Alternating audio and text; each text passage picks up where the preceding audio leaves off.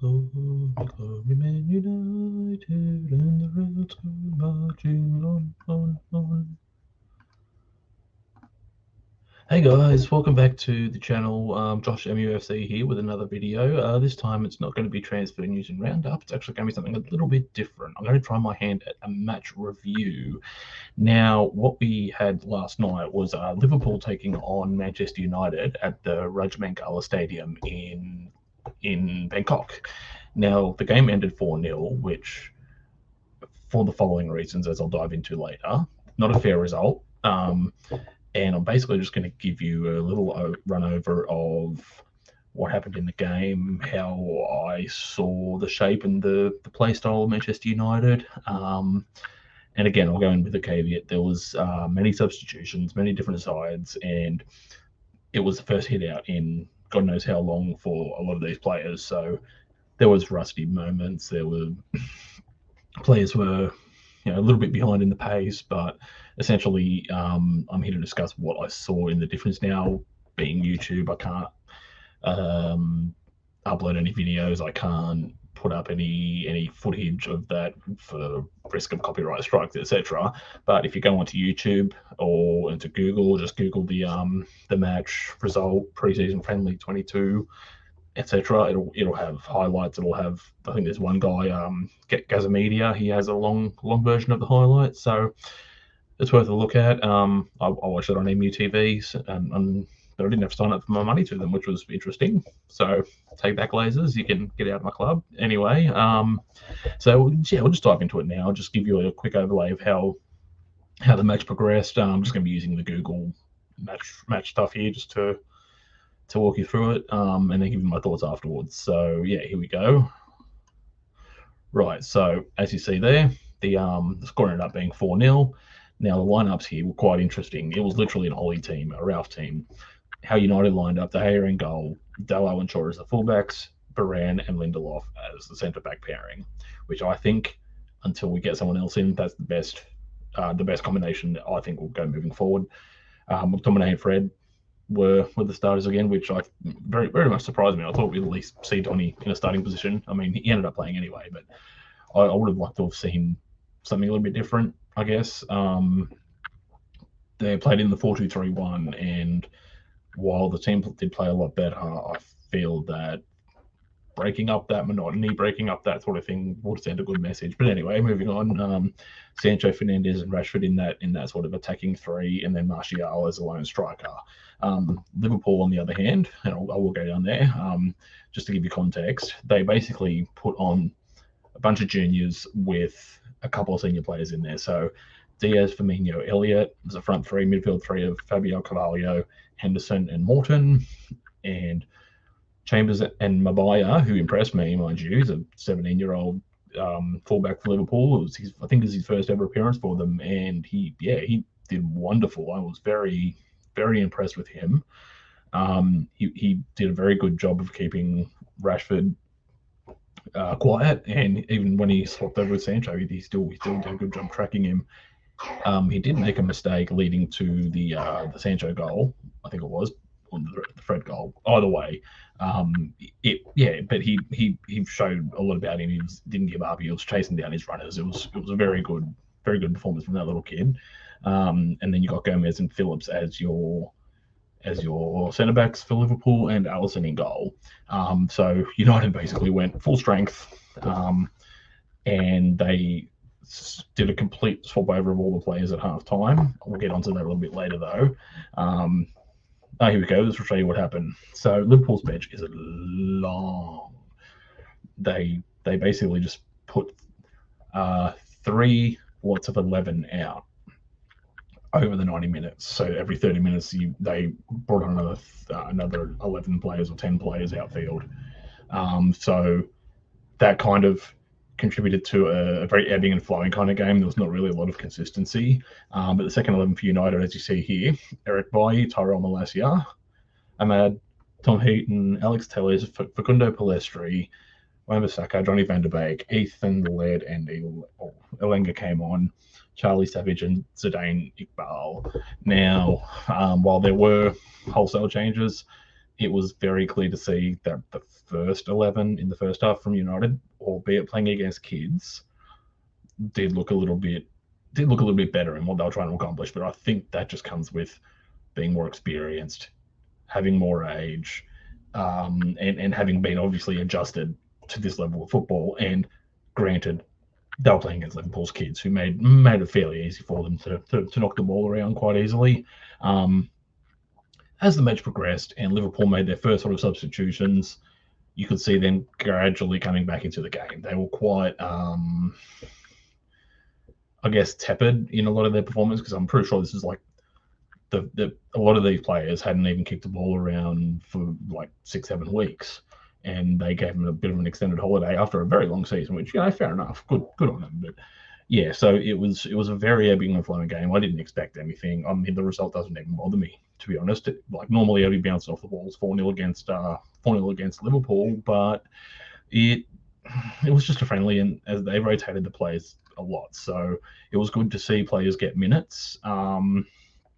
The issue I had, because I would have liked to have seen Donny van de Beek come in for McTominay here, because I just thought he's in a position where he should be able to start integrating into a first 11 choice, and lo and behold, he's back at the club and he's on the bench again with his father. So we'll give you a quick look at the stats of the game. Don't really need to dive too much into it. You see at the back end, the play style that Ten Hag employed is a high risk, high reward. So fullbacks are getting up high, centre backs are creating a high line, and everyone's pressing hard. So there's a lot of space for counter attacks. In the second half, when they brought on players like Robbo, Trent, Mane, Diaz, and Fabinho, Van Dijk, just all of the star players they brought on. That's when they started opening United up a little bit more. But that was against United's juniors. So again, these stats don't really gauge the way the game actually flowed. But I was very happy with the performance from the first team, especially. A cracking goal, opening goal from Jadon Sancho. It was, mind you, from a defensive mistake, but from the angle and from where he was positioned, it was well executed. It was low, it was hard, and Alisson couldn't get to it. So, brilliant. Fred did a cheeky little chip over the top for Alisson to get the second goal. Just before Liverpool made those wholesale changes. It was a bit of a mistake, a bit of a muddle up in the defensive line by Liverpool, and just straight over the top and knocked it in the back. So that's a player who impressed me a little bit. Fred's actually playing a bit more, a little bit more free, rather than just having to screen the back four and play like that, like Ollie and Ralph seemed to get him doing. Martial, very cold execution. He scored on a counter. It was I wouldn't say it was the most incredible goal. It was just one of those sort of hard workman goals, and it was a bit of a mess there at that time period. Just after the Fred goal, that you could see that the players that were subbed on were fresh. So you've got players that have been already playing for 30 minutes and they're warmed up and have got the flow going. He scored a goal. It was pretty simple. He just went over the keeper as he was 1-on-1. And if you get a chance, watch Eric Bailly's involvement with the Facundo Pellistri goal, because Eric Bailly basically does a one-man run from just outside his defensive box. He basically he dummies and gets past one of the Liverpool defenders, and then he plays it on to Pellistri, who does a 1-2 with one of those guys up front, and he's a third-man runner right up into the box, and it was a Bailly moment. I mean, us United fans, a lot of us love him because he's reckless. He's comical in a way, but not in like a degrading way. It's just he's very, I don't know. I find Eric Bailly very unorthodox, is probably the best word. And he basically skinned the midfielder, laid it off, and then just kept running. Like Forrest Gump in the movie, just like run Forrest. He's just not stopping when he goes to get a touchdown in the gridiron game. So amusing. Yeah. So look, it was a 4-0 game doesn't indicate the things are working. There were a lot of mistakes.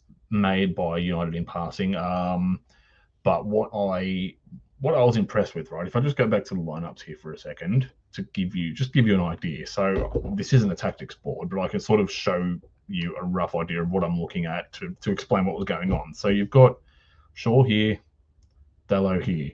When they're receiving the ball in attack, they have been running up roughly to where Sancho is, to where Rashford is, while the rest of the three midfielders and Martial are pushing into the back four between the lines, between Henderson and Gomez, etc. A lot of the time, Dalot and Shaw were basically turning into a left midfielder and right midfielder. Now, a lot of the counter-attacking was done from a long ball. So Shaw and Dalot were pinging it long when they were stuck in their own box. And then you had your forward three racing onto it, trying to create something there. So that would allow the pressure to be taken off the defenders, allow them to get their shape, and be set up again for the counter-attack or for whatever Liverpool were trying to deliver to them. And I felt like they got that across fairly well. A lot of the interplay between the midfielders and the forwards were... it was sporadically inspirational. I found it was very... I don't know, I feel it was a very... it was an amateur game, and that they were playing against Liverpool's juniors. So they basically just had a training run, and it was basically good to do it in a match environment and wow, those cobwebs. It was so far from polished. At the end of the game, Ten Hag's like, look, we've got a basic shape. It's going to take a very long time to get what we're after. Fred was very tenacious in midfield. Fred was doing Fred things. He was nipping at people's legs. He was getting the ball back. McTominay had a few comical errors. He'd lost possession. He was pressed out of possession a few times. He came into the game a little bit more later on, but he wasn't a key component in that first half United team. Varane and Lindelof were fairly good. They kept Liverpool's young attackers at bay, the younger players, and they held the line fairly well. Obviously, there are a few chances that ended up coming through, but De Gea was good on the night as well. Once half time rolled around, though, that's where things got quite. If I go here to the timeline, and we'll see all of the Liverpool was United subs. So yeah, we'll show you here what happened, right? So Manchester United halftime substitutions.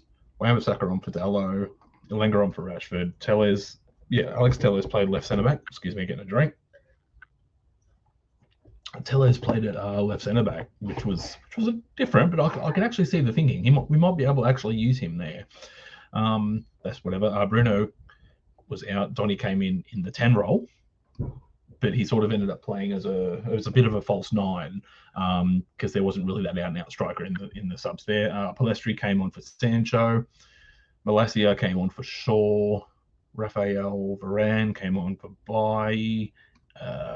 Ahmad came on for Martial, but sort of he played set. Well, he played as a 10, but he was more drifting around the front to trying to receive the ball from people. He ended up playing wing a lot in that regard. So yeah, when it came to that, I don't know if I can go back to lineups here and maybe get the amended final lineup.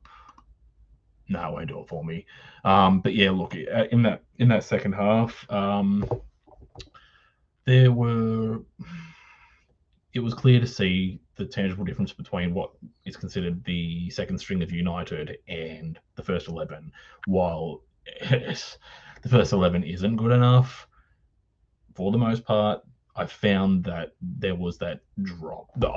Initially in the second half, I felt the passing and the movement from the players were a little bit more sharper and a little bit more refined than the internationals would come back, which kind of lends into my theory that having been there for 2 weeks, the non-internationals had a little bit more time to actually be getting this sort of pass and move style into their game. It only lasted a short amount of time, but it wasn't a give up like they did at Palace under Ralph. It was more the younger children, the more academy players, the 17, 18-year-olds that came on.